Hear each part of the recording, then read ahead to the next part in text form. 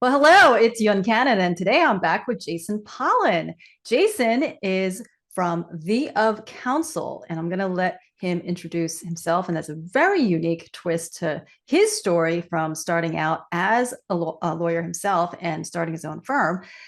So we're going to be diving into Jason's got some tips to share, insights on how to tackle some of your biggest challenges as far as operations and management goes. And time permitting, perhaps a little conversation will also include some marketing thrown in there. But Jason, welcome. Hello, welcome. Thank you for having me. Absolutely. I'm happy. So if you can share your short little 60-second elevator pitch, tell us a little bit more about what the of counsel does. So usually an of-counsel attorney is someone that's brought in not as an associate, but not as a partner, usually with a specialization. Say you're doing large federal court litigation, mass tort litigation. It's good to have a former federal court judge on hand to help guide through the process. Somebody that's a former congressperson that helps you with matters with the legislature. So my experience as an attorney and a former partner in my own firm that I created was mostly in rainmaking and operations. And so what I usually do is I work with law firms, be it 50 attorney firms or solo practices, and I serve as someone who is basically doing partner level work without having to have the partner there. It's done on a fractional basis as needed for whatever budget. And that way you can have tasks that are all on your plate as a business owner or a partner, spread out and completed by someone that's reliable and has done the work before, especially if it's something new for you or your firm. Nice. So what are you finding are, one of the most popular specific areas that firms are engaging you on a fractional basis? Like, what's the specific Well, I would sort of say assignment they give you or problem to solve? the, the main problem is evergreen, and it doesn't matter if you're a solo firm trying to get to the point of breaking $250,000 or trying to move your capacity up, or a 50 attorney law firm. Staffing and the rationale for who and what you do and when you do it is almost non-existent with most firms I run into. They often wait till something's on fire and then take care of it. Every firm, whether it's again a small firm or a larger, whatever works will work to a certain extent, and then there's a hard ceiling where things have to change and be done in a new structure. If you are now a 5 attorney firm or a 10 attorney firm, or you're operating in more than one state and you weren't before, and those tweaks are the tweaks I've lived through, and I usually guide attorneys through.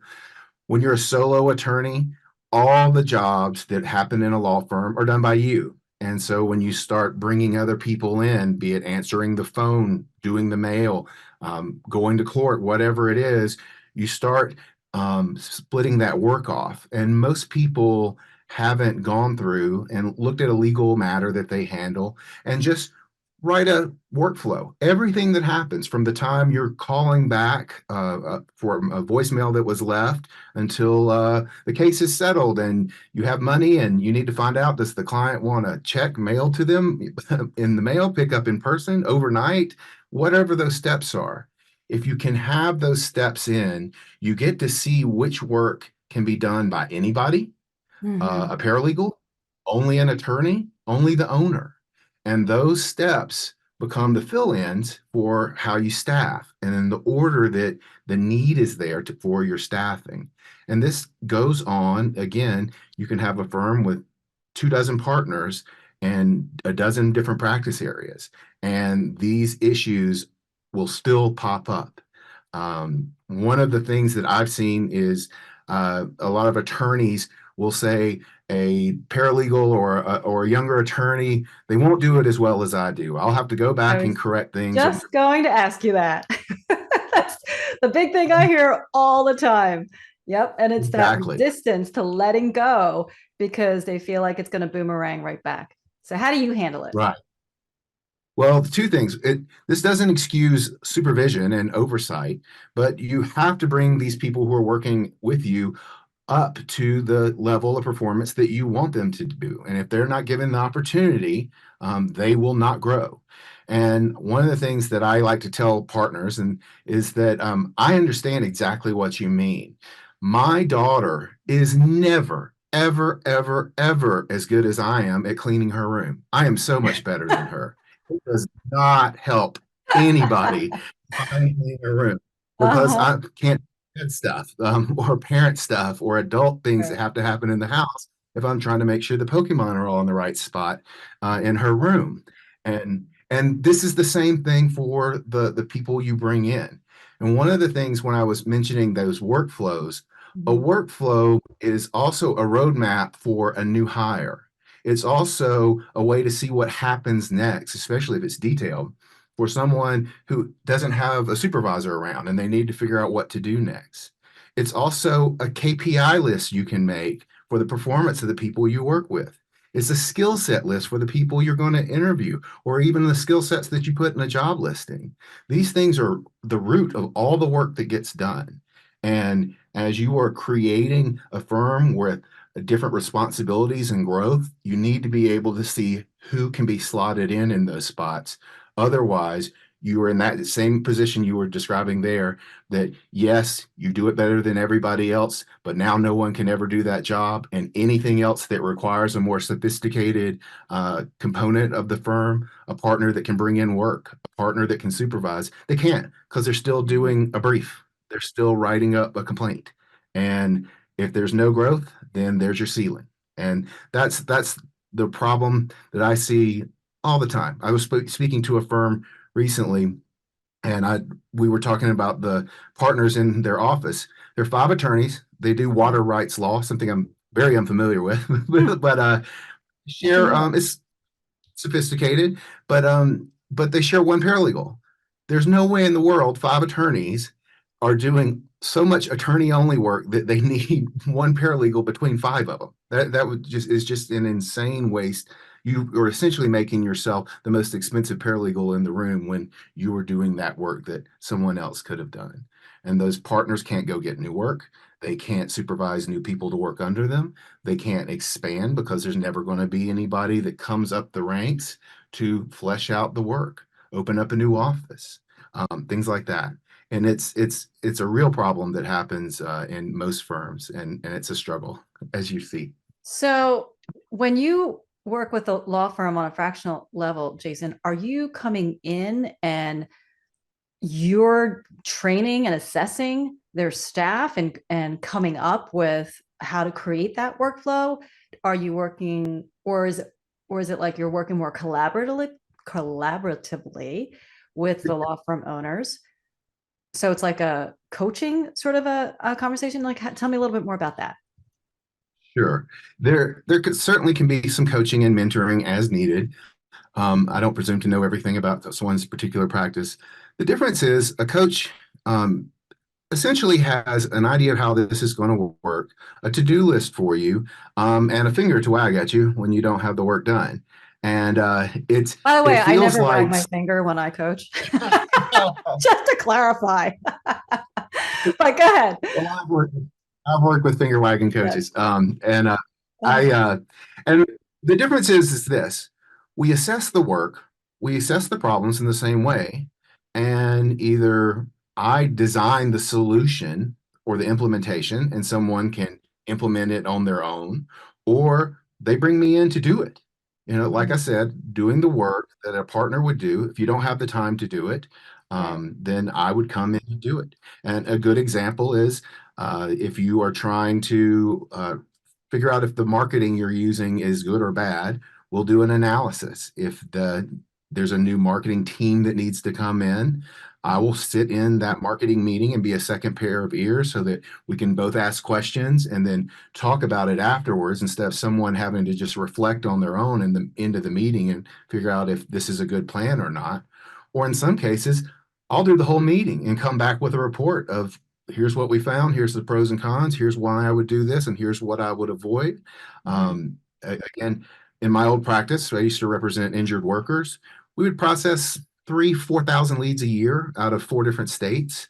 Mhm. You can do that level of work without having a good idea of what you're spending, where it's going, and what to do with the results as they come through. Otherwise, all marketing is going to look bad to you because you will squander what lands on your plate. And so, Right. again, that allows also people to adjust with their budget.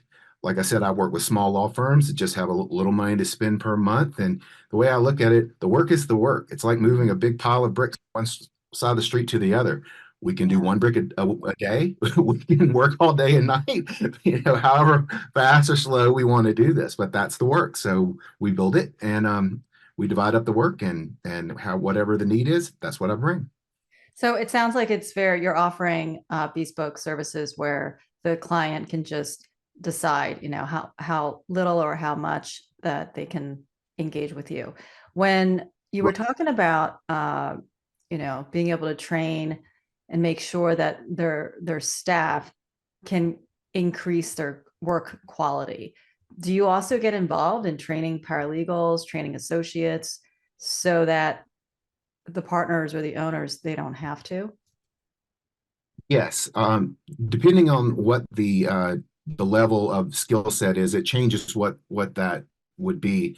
What I usually like to do is start with, depending on the practice area, start with the paralegal's interaction with clients. Sometimes that's heavy or light and shapes kind of what their work is. I want the paralegal to have a good understanding of how the legal matter is supposed to occur from beginning to end. Doesn't Mhm. mean they do it, doesn't mean they have to know every thing that can go wrong. But the way I look at it is if you can explain how something is supposed to work, you have an understanding that's beyond what it means to just read it and kind of digest it. If you can't speak it out, then you can't really have it locked in your head. And when that happens, it makes it where the individual who's interacting with a client can put that client at ease because the client knows that we're on a path here. They just need to see a road sign saying how far away are we from the end and know where the progress is. And again, this varies with practice areas. Some people are really happy to have attorneys. A lot of people aren't. If you're adopting a child or maybe starting a new business, you might be thrilled to have an attorney. If you're getting a divorce, going through bankruptcy, or in a workplace injury, you might not be that thrilled about the work that's being done. And so meeting these people where they're at, and again, that buffer with a paralegal that can do that not only gives more time for the attorney, but it gives them a better understanding of what technical things they are about to do to move the case or the legal matter forward, regardless of what the practice area is. Oh, wow. So tell me your origin story. What prompted you and motivated you to start your business? Because your current business, people can come check it out at www.theofcounsel.com. That's the Yes. correct website, right? Yeah. So tell me the origin story. What prompted you to launch that business? Well, it was my first job and getting laid off. My first job, I moved to a jurisdiction that had a lot of sophisticated trial practice. We're talking about the states that started the tobacco litigation back in the 90s, mass tort litigation, things like that. Playing for a defense side, it was kind of a hotbed to do that. And I worked with some people who were really talented. It was on the plaintiff side in this case, former at the time president of the Trial Lawyers Association, and we were working along for a few years. And again, the staffing was an issue, but I felt as a young attorney, I just need to learn how to do everything. Be tough. It's kind of like in law school. This is hard is not a solution. And we had a paralegal that would kind of float for everybody and wasn't assigned to anyone. And then they came and decided, after about 2 years, they were going to put a paralegal to work 50% of her time with me. In that quarter, I quintupled my fees. I wasn't quintuple smarter. I didn't quintuple Mhm. better cases. Just wasn't doing everything that was ever to be done. Things that could be done by a high school intern, running the mail through the stamp machine. It was just the most wasteful use of time. And this firm that was successful Honestly, they had a cash flow problem that was bigger than what an associate could take care of. I get a call at the end of a lunch where I just finished a trial and asked to come in. The one partner didn't want to be in the room because he was kind of ashamed of what had happened. The other said they had to let me go.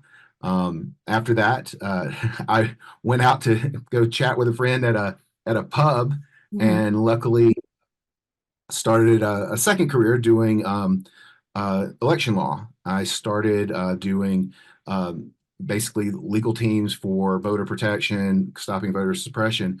But that work was designing the system, creating the system, and this is just after Bush v. Gore. So this is the Wild West. But it was also not just designing and creating the system, but training the attorneys, recruiting the attorneys, and getting them to do the work and supervising it on election day. And so that was my first run in of bad choices that were being done, how to work with attorneys and use the work efficiently. And then after that, I became a lobbyist for the trial attorney. And so that third part was learning to deal with egos of attorneys Mhm. in other work that was being done kind of parallel to the law firms. And over time, I took those things that I learned from those core first three positions I had and created a firm where I could bring attorneys in to do all the litigation work, and I would do the rainmaking, the growth, the expansions, the workflows, everything else. And the bottom line is that is a full-time job. And if you are one attorney or between a couple of attorneys splitting it up, then it will never be done or addressed in a sufficient way. Not for quick growth, for certain. Mhm. And let me do the parts I enjoyed most, and take those early disappointments and learning from other people's mistakes that I lived through as a way to help firms going forward. So for firms who are overwhelmed and they are at capacity, they have no more bandwidth, they can hire you on a fractional level. You can do anything for them, from marketing to training their paralegals, their associates, to actually doing the work for them. And that what a great solution. So Jason, how can people get in touch with you? Sure. Again, my website is theofcounsel.com. My email is jason@theofcounsel.com. My name is Jason Pollan with an A. I can be found on LinkedIn as well, or Facebook. One of the things that I like to make sure people know is that sometimes it's not that there's a problem, it's just that there's not growth beyond where they are. I do everything from recruiting hires to terminations. If you Mhm. don't want to fire somebody, I'll do it for you. But Yeah. we're going to make this work and work well. And that's the bottom line. I like to fill in the Mhm. spaces that attorneys.